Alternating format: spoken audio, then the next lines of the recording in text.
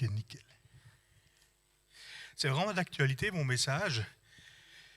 J'ai reçu ce message au début de l'été. Je ne pensais pas qu'il allait y avoir une guerre quand... Voilà quoi. Mais ce que je voudrais dire, c'est des inconscients, ceux qui s'attaquent à Israël. Parce que l'histoire nous montre que Dieu a toujours protégé son peuple, que ce soit l'histoire ancienne ou l'histoire moderne. Mais c'est des pauvres gens qui sont aveuglés par l'ennemi. Et voilà, ils auraient tellement besoin de rencontrer Christ, de se tourner vers lui. Deux nations, une destinée manquée. Ce soir, on va parler de deux bonhommes, très importants dans la Bible, de Ésaü et de Jacob.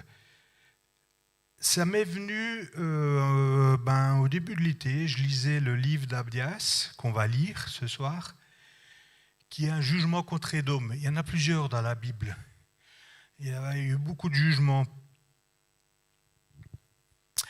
On va faire comme dans certaines séries, vous savez, on commence par la fin, puis après on remonte le temps. Donc je vous invite à ouvrir vos livres dans Abdias, de mettre un onglet aussi dans Genèse 27, qui sera notre rail de ce soir. Est-ce que vous avez vos Bibles ?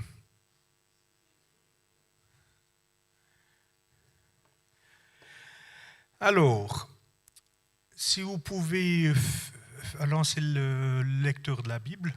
Ok, merci. Il y a du volume. Non, je vous dis qu'il faut changer de scène. Prophétie d'Abdias. Ainsi parle le Seigneur, l'Éternel, sur Édom. Nous avons appris une nouvelle de la part de l'Éternel, et un messager a été envoyé parmi les nations. Levez-vous, marchons contre Édom pour lui faire la guerre.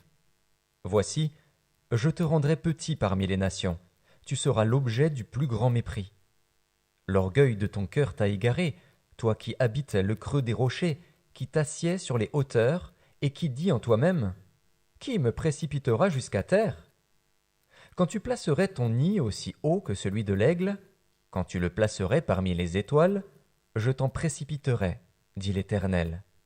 Si des voleurs, des pillards, viennent de nuit chez toi, comme te voilà dévasté, mais enlèvent-ils plus qu'ils ne peuvent ?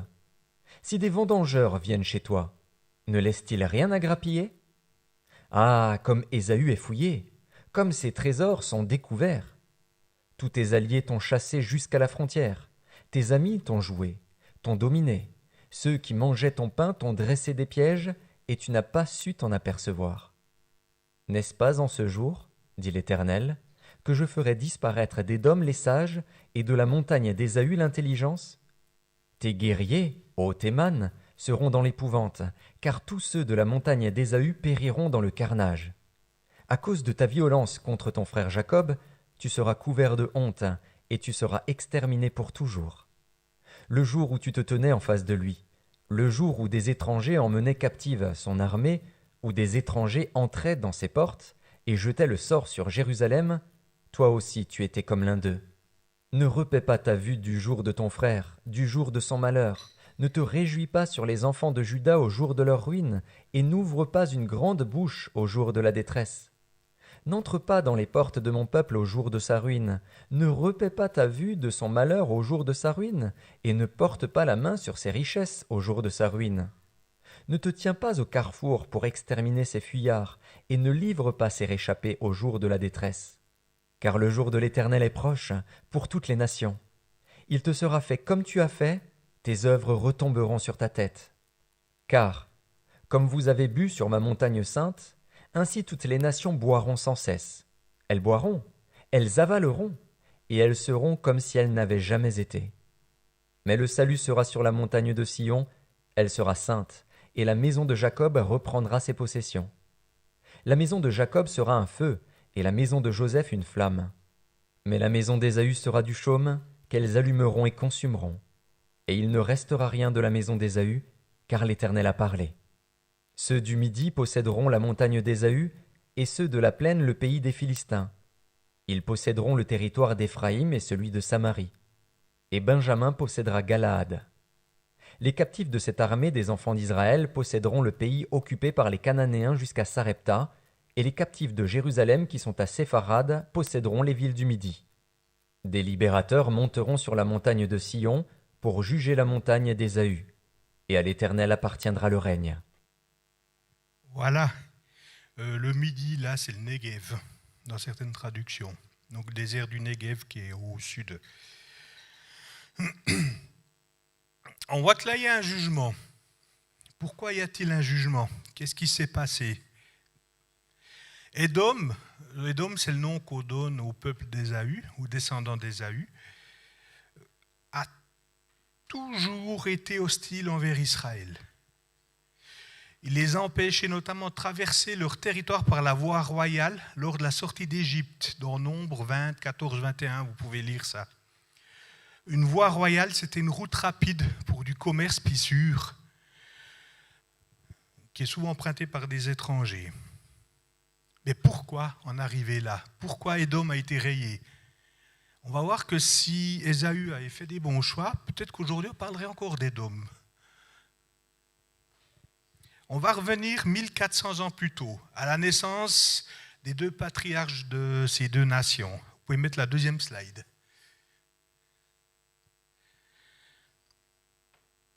Je vous présente Ésaü à droite et Jacob à gauche. Il y en a un qui est roux, puis l'autre pas. Dans Genèse 25, 22, 23, les enfants se heurtaient à l'intérieur d'elle et elle dit: « Si telle est la situation, pourquoi suis-je enceinte ?» Et elle alla consulter l'Éternel. Et l'Éternel lui dit: « Il y a deux nations dans ton ventre, et deux peuples issus de toi se sépareront. Un de ces peuples sera plus fort que l'autre, et le plus grand sera servi au plus petit. »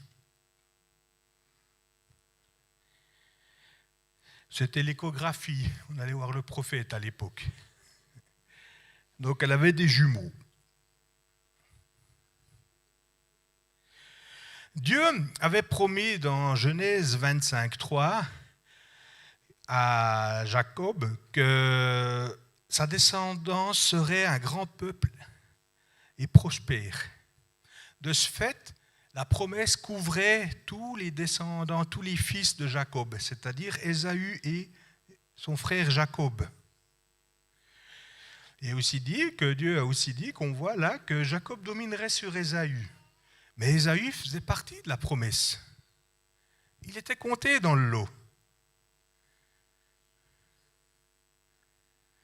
Mais alors, qu'est-ce qui s'est passé? Pourquoi un est resté dans la promesse et l'autre en est sorti?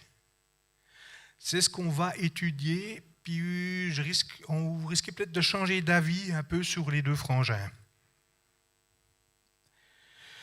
On va déjà voir le caractère des deux frères. Dans Genèse 25, 27, 28, il est écrit: « Ses enfants grandirent. Ésaü devint un habile chasseur, un homme de la campagne, alors que Jacob était un homme tranquille qui restait sous les tentes. Isaac aimait Ésaü parce qu'il lui ramenait du gibier, et Rebecca aimait Jacob. » Là, il y a déjà un problème. Il y en a qui préfèrent un, puis l'autre. En tant que parent, il ne faut jamais faire ça. Première leçon. Ça rassure parce que Isaac n'était pas meilleur que nous quelque part. Donc il y a de l'espoir. Donc Ésaü est assez doué à la chasse. On pourrait dire que c'est un peu l'artisan de la fratrie. Puis Jacob est un homme tranquille. Puis ça m'a interpellé. Pourquoi tranquille? Qu'est-ce qu'il y a à voir à tranquille là-dedans? Et là, il faut creuser. Il faut aller voir le texte hébreu. Il faut voir d'autres traductions. On va voir le mot hébreu utilisé pour tranquille dans la slide 3. Selon le mot tranquille, donc dans le verset 37, est utilisé en hébreu, c'est tam, qui signifie parfait, complet, accompli. Complet, parfait, celui qui ne manque de rien dans la force physique, la beauté, etc. Sain, solide, une personne ordinaire tranquille. Accompli, moralement innocent, ayant de l'intégrité. Celui qui est moralement éthique et pur. Chouraki, lui traduit par Jacob, homme intègre, habite les tentes. J'ai aussi utilisé la Bible de Chouraki, c'est pratiquement illisible en l'état, mais ça permet de comprendre un peu ce qu'il y a derrière. Donc Jacob, c'était l'instruit, il était intègre, c'est l'intellectuel.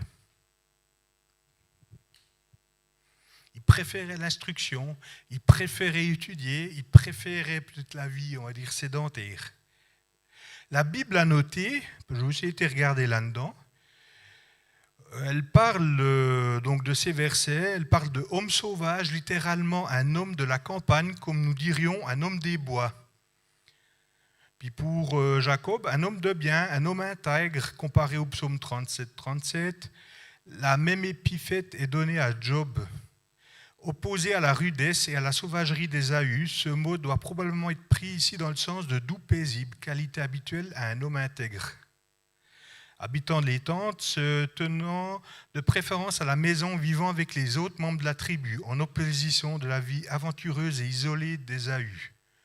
Par ses goûts et ses aptitudes, Ésaü se rapproche de Niphrod et d'Ismaël.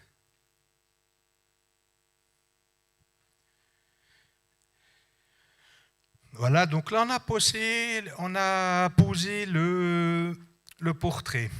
Pourquoi j'ai voulu voir aussi Jacob? Parce que souvent, quand Jacob est né, il tenait à gripper le talon d'Ésaü.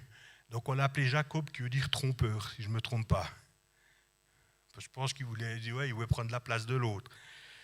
Mais on voit qu'à ce moment-là, Jacob était intègre.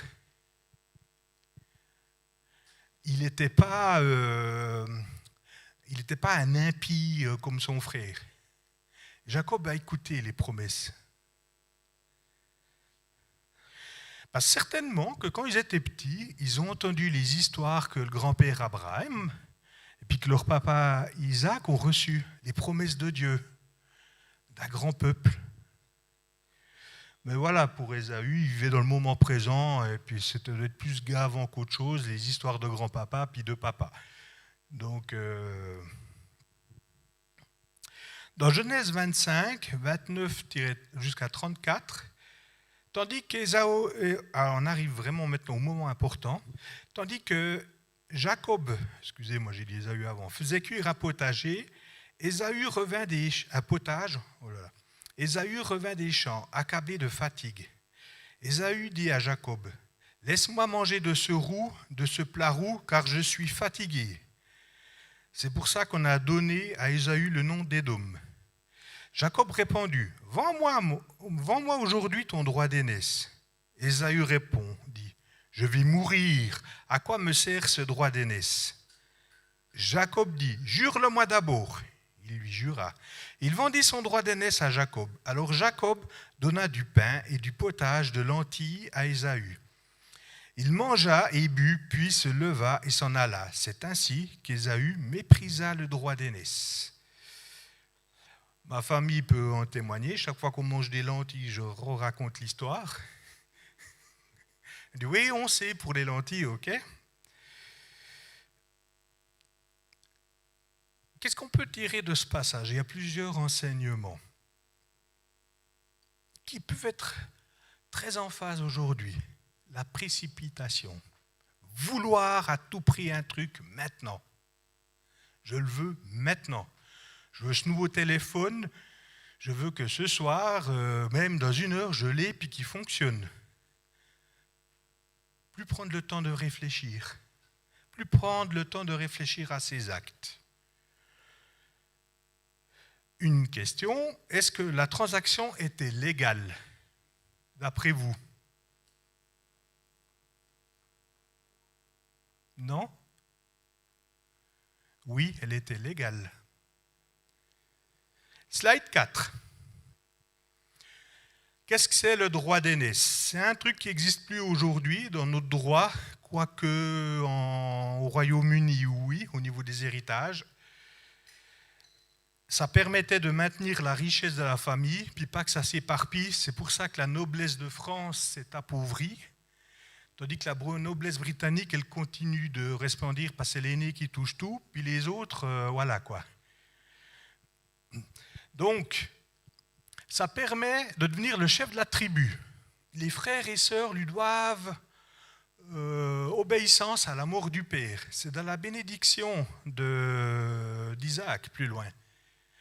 Une double part de l'héritage. L'aîné avait la double part de l'héritage par rapport au reste de la fratrie. Et il pouvait être vendu. L'aîné pouvait vendre son droit d'aînesse contre des biens et perdait son statut d'aîné. Slide 5. Moi, j'ai fouillé et je voulais savoir si c'était légitime ou pas. Alors, j'ai interrogé mon copain Google, qui m'a retrouvé des découvertes archéologiques au début du XXe siècle. Ça s'appelle les tablettes de Nuzi. Alors, j'ai été voir. Je savais que ça parlait du droit d'aînesse, parce que j'avais lu un article chrétien qui parlait, qui faisait référence à ça, mais je voulais aller aux sources. Et alors, je ne vous explique pas l'article, la longueur qu'il faisait. Puis j'ai demandé une synthèse à un de mes assistants. Je pense que vous le connaissez, c'est un certain ChatGPT truc chose. Et il m'a synthétisé ce texte. Vous voyez une de ces tablettes. Les tablettes d'argile de Nuzi ont été découvertes dans la ville antique de Nuzi, située dans l'actuel Irak, près de la ville moderne de Kirkouk.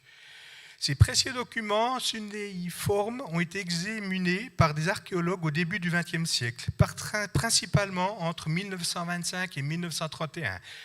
Lors des fouilles archéologiques menées par une université d'Awar, les découvertes ont eu lieu dans les ruines de Nuzi, révélant une riche archive de tablettes qui dévoilent des informations sur la vie, la culture, la société et le droit à cette époque.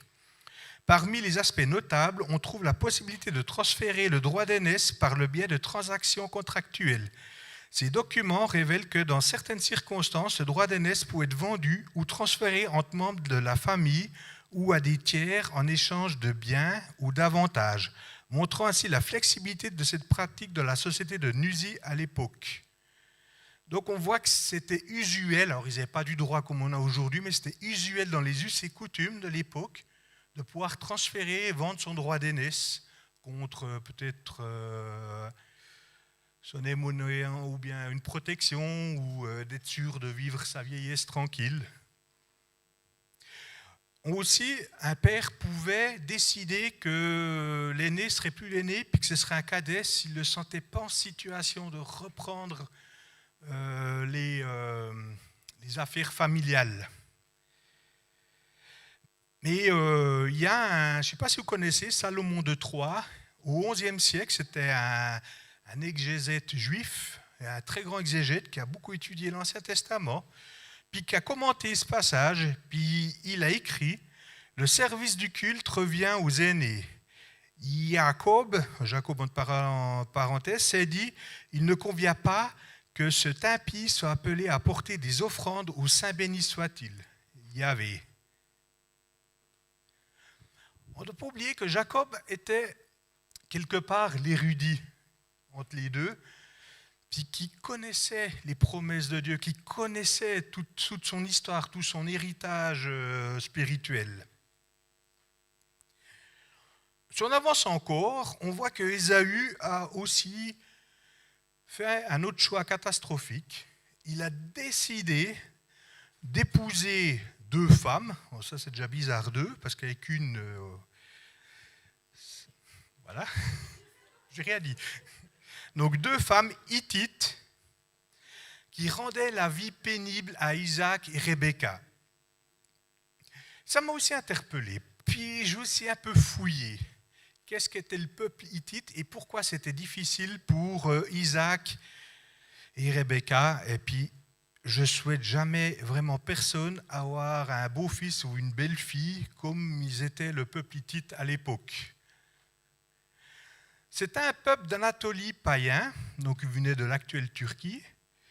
Ils adoraient tout un panel d'idoles et pratiquaient la magie et la divination. Ce n'est pas très compatible. Je peux comprendre que c'était difficile. C'est pour ça, là, je rajoute une petite piqûre de rappel pour les jeunes. C'est important de nos jours de choisir un conjoint qui partage notre foi.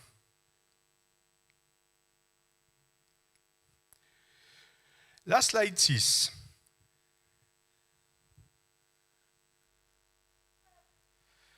On arrive à la bénédiction. Et on va étudier dans la Bible, dans Genèse 27, 1 à 13. Je vous laisse prendre ceux qui ont leur Bible. Je lis dans la Louis II 21. Vous avez ? Ok, on y va. Isaac devenait vieux et ses yeux s'étaient affaiblis au point qu'il ne voyait plus. Alors il appela son fils aîné Ésaü et lui dit : « Mon fils !» Il lui répondit : « Me voici. » Isaac dit : « Je suis maintenant âgé et je ne connais pas le jour de ma mort. Prends donc tes armes, ton carquois et ton arc, va dans les champs chasser du gibier pour moi. Prépare-moi un plat, comme je les aime, et apporte-le-moi à manger, afin que je te bénisse avant de mourir. » Rebecca entendit ce que Isaac disait à son fils Ésaü. Ésaü s'en alla dans les champs pour chasser du gibier et le rapporter. Quant à Rebecca, elle dit à son fils Jacob : « J'ai entendu ton père dire à ton frère Ésaü : apporte-moi du gibier et prépare-moi un plat que je mangerai. Je te bénirai alors devant l'Éternel avant ma mort. Maintenant, mon fils, écoute-moi et fais ce que je t'ordonne. Va me prendre 2 bons chevreaux dans le troupeau. J'en ferai pour ton père un plat comme il les aime. Et tu lui apporteras à manger, qu'il te bénisse avant sa mort. » Jacob répondit à sa mère : « Mon frère Ésaü est velu, tandis que moi, j'ai pas de poils. Peut-être que mon père me touchera-t-il, et je passerai à ses yeux pour un menteur. J'attirerai alors sur moi la malédiction et non la bénédiction. » Sa mère lui dit : « Que cette malédiction retombe sur moi, mon fils. Écoute-moi seulement et va me prendre les chevreaux. » Déjà, Isaac, il est pressé. Il a vécu quand même jusqu'à 180 ans. Et là, il devait être centenaire. Donc, il restait 80 bonnes années. C'est pas près de mourir. 2, je dirais qu'il n'a pas consulté l'Éternel. C'est quand même un acte important. Il aurait comme pu remettre ça à son Dieu. Bref, un coup de tête, puis on y va.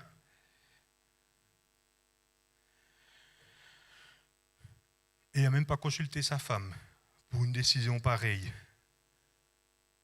Isaac connaît les prophéties. Il sait ce que Dieu a dit quand Rebecca était enceinte, 60 ans avant. Il savait que ce serait Jacob le successeur, pas Ésaü. Mais voilà. Puis là, on va assister à un complot. Ça va être si on ferait une série, ce serait péché en famille, parce qu'alors, il n'y en a pas un qui va être mieux que l'autre. Non, reviens en arrière, laisse seulement ça. Ésaü n'était pas légitime, il avait vendu son droit d'aînesse. Il savait qu'il était plus porteur du titre. Tu ne peux pas vendre un truc puis te le réapproprier. Après, ça s'appelle du vol. Alors même s'il l'a vendu pour un plat de lentilles qui a été très vite digéré, il l'a quand même fait. Ma foi, s'il est mauvais en affaires, voilà. Puis Jacob et Rebecca pouvaient faire valoir leurs droits. Ils avaient le titre du droit d'aînesse. Jacob était porteur, il l'avait acheté. Si vous achetez un titre de transport puis on ne vous laisse pas monter dans l'avion, vous allez réclamer. Si vous achetez une maison et puis que le jour où vous entrez en possession de la maison, on ne vous donne pas les clés pour dire non, on va continuer d'habiter, ça ne va pas se passer comme ça. Il y avait eu un contrat, il y avait eu une transaction. Mais non, on va comploter, on va faire des trucs complètement tordus. Ne essayez jamais de faire valoir vos droits par des moyens malhonnêtes. Ce n'est pas comme ça que ça marche avec Dieu.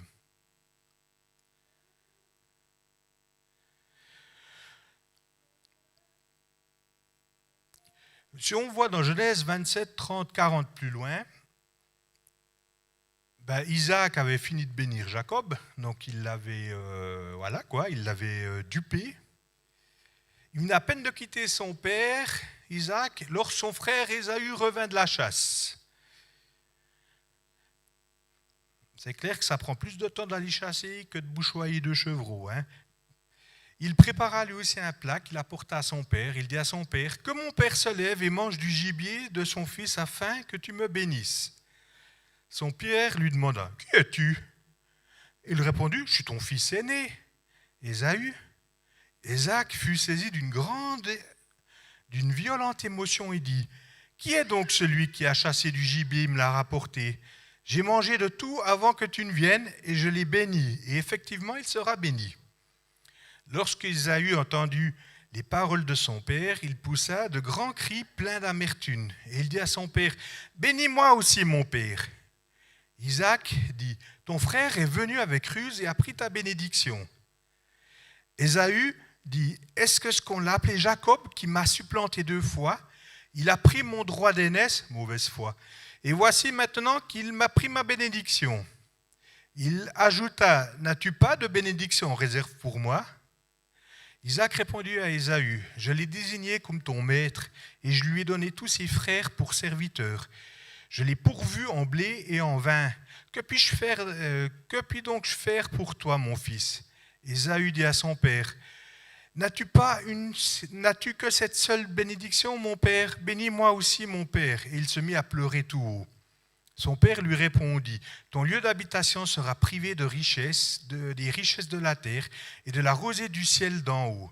Tu vivras de ton épée et tu seras asservi à ton frère. Cependant, en errant librement, ça et là, tu échapperas à la domination qu'il t'aura imposée. » On voit à ce moment-là que Ésaü a compris ce que c'était le droit d'aînesse. Il l'avait vendu. Or, il est de mauvaise foi en disant qu'il me l'a déjà pris une fois. Il l'a vendu. S'il ne l'avait pas vendu, il n'aurait pas mangé de lentilles ce jour-là. Mais je crois que jamais personne n'est mort d'avoir loupé un repas. C'était vouloir à tout prix manger. Non. Il aurait pu dire je te le loue pour 2 ans. Mais non, voilà. Donc on voit vraiment qu'il y a de la mauvaise foi dans cette famille. Ça va de travers. Et ce qu'il faut savoir, quand il dit que ta terre, ton lieu d'habitation sera privé des richesses de la terre, c'est que Ésaü est parti à Séhir, qui vivra à Séhir, Édom aussi, qui est du côté de la Jordanie à peu près aujourd'hui, et qui est une terre aride et peu fertile. Donc ça s'est accompli. Si tu négliges ta vie spirituelle, il ne faut pas t'étonner de passer à côté des bénédictions. C'est ce qu'a fait Ésaü, il a négligé. Il a négligé le côté prophétique, spirituel, les promesses de Dieu. De toute façon, je suis l'aîné, je vais tout hériter. Il pensait qu'il allait de toute façon hériter du gros lot, l'autre il pourra avoir le droit d'aînesse, puis les promesses, puis moi j'aurai les biens, quoi.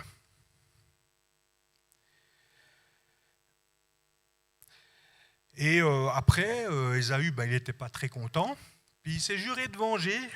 Une fois que son père serait mort, il tuerait son frère. Rebecca, on lui a rapporté ça. Elle a toujours dit pour rapporter ce qui se dit par derrière. Et Rebecca a eu peur. Elle dira, je ne vais quand même pas perdre un fils, puis l'autre parce qu'il aura tué son frère, quoi.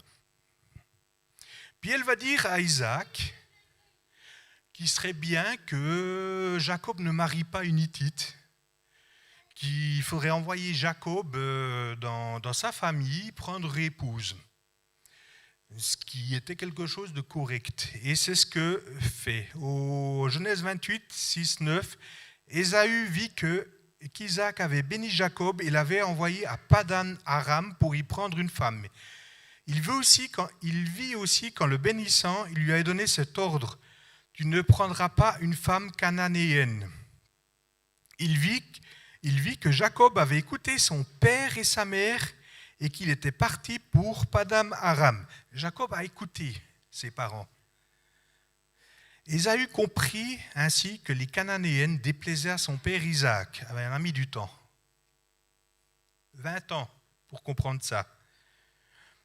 Et qu'est-ce qu'il fait ? C'est là qu'on dit des fois, on se dit, mais il va voir, il va comprendre ce qu'il a fait, il va se ressaisir.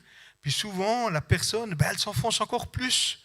Qu'est-ce qu'il fait ? Il alla trouver Ismaël, il prit pour femme, en plus des femmes qu'il avait, Mahalat, qui était la fille d'Ismaël, le fils d'Ibrahim et la sœur de Nebajot. Là, Ésaü a eu un sursaut de lucidité. Mais il a fait quelque chose de faux. Ismaël avait été exclu de la vraie postérité patriarcale par Dieu. Donc ça veut dire que Ismaël n'était pas héritier de la promesse. Même s'il était le fils, c'est parce qu'à l'époque, Sarah avait voulu brûler les étapes, puis avait mis sa servante dans le lit d'Abraham pour avoir un descendant, et ce n'était pas le plan de Dieu, c'était Isaac le plan de Dieu. Donc il s'est trompé. À force de vouloir faire par soi-même, on se trompe. À force de vouloir accélérer le plan de Dieu, on fait des bêtises. Nous ne devons jamais prendre des initiatives à la place de Dieu. Nous ne devons jamais essayer d'accélérer les plans de Dieu par nous-mêmes. On va aller un peu en avant, on va à la slide 7. On va aller quand Jacob revient. Donc, pour ceux qui ne connaissent peut-être pas l'histoire, Jacob est parti chez son oncle Laban. Il est tombé fou amoureux d'une fille qui s'appelait Rachel, mais fou amoureux. Puis il a dit, je voudrais la marier. Puis Laban il a dit, mais tu sais, elle a une grande sœur qui s'appelle Léa. Et puis dans nos traditions, on marie d'abord l'aînée, puis après la petite. Puis il dit, non, je ne la veux pas. Puis il a dit, d'accord, tu bosses 7 ans pour moi et je te la donne. C'est ce qu'ils ont fait. 7 ans après, ils se marient, il est content, Jacob. Il en aura trimé pour avoir sa belle. Il doit vraiment l'aimer. Et arriva ce qui arriva. Ils ont fêté, peut-être un peu trop bu.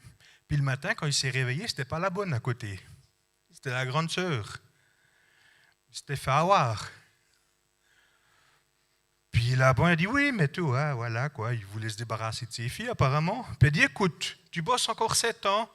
Et puis je te donne, la semaine prochaine, on va te marier avec Rachel. Il n'a pas eu le culot de lui faire attendre 7 ans. C'est ce qu'il a fait, il a marié Rachel et elle a rebossé 7 ans. Puis après, il y a toute une trame que je vous invite à aller lire, où ils reviennent. Puis en revenant, il aura sa rencontre personnelle avec Dieu, une rencontre intime, où il va être transformé, Jacob. Et il va devenir Israël. Il va changer et il va comprendre quelque chose. On va lire la rencontre. Genèse 33, 4, 11. Ce qu'il faut savoir, c'est que Jacob savait que son frère marchait avec lui avec 400 hommes. Si quelqu'un a vous rencontre avec une armée, vous avez peut-être du souci à se faire. Ce n'était pas anodin. Donc, il avait eu peur, voilà, il n'emmenait pas large. Puis Ésaü courut à sa rencontre, l'étreignit, se jeta à son cou et l'embrassa. Puis ils pleurèrent. Ésaü leva les yeux, vit les femmes et les enfants, demanda « Qui sont ceux-là pour toi ?» Jacob répondit « Ce sont les enfants que Dieu a accordés à ton serviteur. » Les servantes s'approchèrent, elles et leurs enfants, et se prosternèrent. Léa et ses enfants s'approchèrent aussi et se prosternèrent. Ensuite, Joseph et Rachel s'approchèrent et se prosternèrent. Ésaü demanda « À quoi destines-tu tout le camp que j'ai rencontré ?» Jacob répondit « À trouver grâce aux yeux de mon Seigneur. » Ésaü dit « Je suis dans l'abondance, mon frère, garde ce qui t'appartient. » Jacob répondit « Non, je t'en prie, si j'ai trouvé grâce à tes yeux, accepte ce cadeau de ma part. En effet, je t'ai regardé comme on regarde Dieu, et tu m'as accueilli favorablement. » Voilà le témoignage. « Accepte donc mon cadeau qui t'a été offert, puisque Dieu m'a comblé de grâce. Je ne manque de rien. » Jacob insista auprès d'Ésaü et celui-ci accepta. Il y a un truc intéressant, il y a plusieurs enseignements qu'on peut tirer de ce passage. Dans le verset 4, la Bible a noté, écrit, c'est ce qu'il y a là. Toute pensée de vengeance disparaît du cœur d'Ésaü lorsqu'il voit son frère humilié devant lui et ému, dénué de tout moyen de résistance. C'est l'effet de la bénédiction divine rendue à Jacob. Lui donner un baiser. Ce mot est marqué d'un signe de doute dans les Bibles hébraïques. Les rabbins en effet n'ont pas pu croire à la sincérité de ce baiser. Ils se sont imaginés qu'Ésaü avait mordu Jacob et que tous les deux avaient pleuré. Jacob parce que cette morsure était douloureuse, Ésaü parce que les dents lui faisaient mal. C'est véridique, hein? C'est ce qu'ils pensent. Là, on voit que Jacob a compris la vraie bénédiction.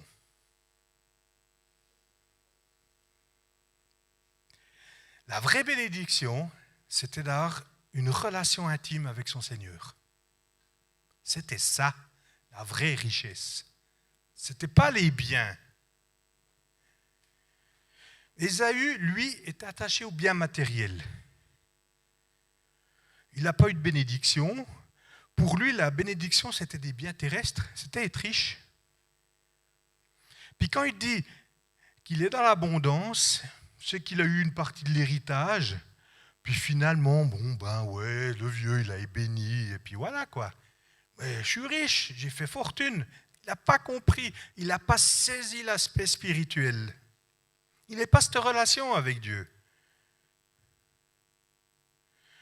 Puis il est quand même content de montrer à son frère qu'il a quand même réussi dans la vie, malgré ce que papa Jacob a dit, papa Isaac a dit.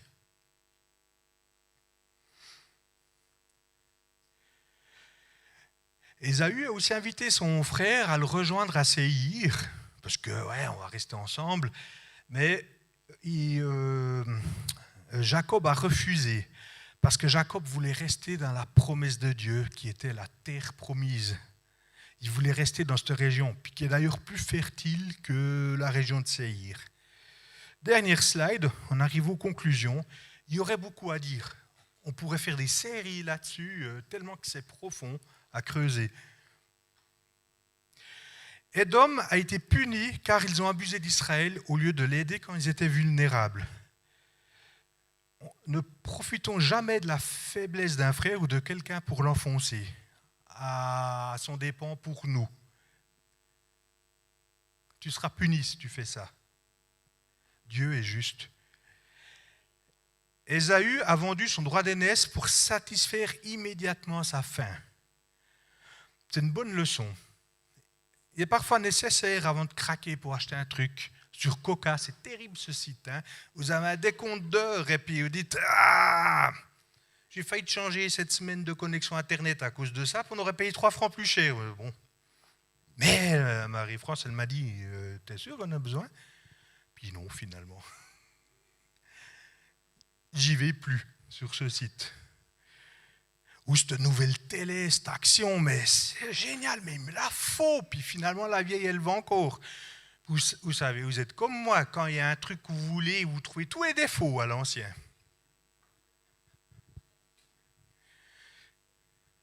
On est tous les mêmes, ouais. Jacob avait compris que la bénédiction était en réalité une relation intime avec Dieu, bien plus que des biens matériels. Nous avons le choix de vivre comme Ésaü, soit comme Jacob. Jacob n'était pas un homme parfait, loin de là, c'est un pécheur comme nous tous. Mais il a fait les bons choix. Et il s'est répandu. Si Ésaü avait accepté la promesse, puis de suivre Dieu, il aurait pu participer à la destinée d'Israël, car il était héritier de la postérité patriarcale. Cependant, il en est exclu lui-même. Et vous savez la bonne nouvelle ? Nous sommes tous héritiers de cette propriété, de cette prospérité patriarcale. Nous avons été rachetés par Christ. Nous sommes tous appelés à être les fils d'Abraham. Il faut juste accepter Christ. Voilà. vous remercie de m'avoir écouté.